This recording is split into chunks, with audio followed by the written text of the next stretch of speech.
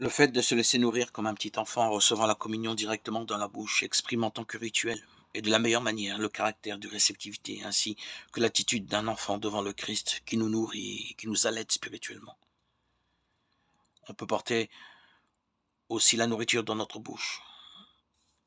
Si au moment de la Sainte Communion, quand le fidèle s'approche dans toute sa dimension corporelle, le plus près possible du Seigneur, le roi des rois qui le salue et le reçoit,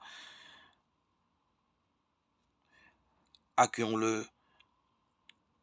Recevoir le corps du Christ dans la bouche et à genoux pourrait être un témoignage visible de la foi du disciple dans le mystère de cette communion et également un facteur régénérant et éducatif pour notre culture moderne, pour laquelle l'agenouillement et l'enfance spirituelle sont les phénomènes complètement étrangers.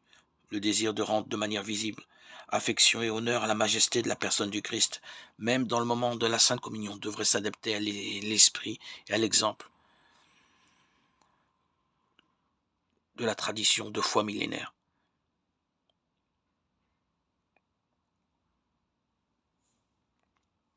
Nous devons être purifiés à partir de la nourriture, de ce pain consacré. Dans ce morceau de pain, il n'y a pas quelque chose, mais quelqu'un. Il est là. Car ici, il ne s'agit de rien d'autre, ni de personne plus grand que le Seigneur lui-même.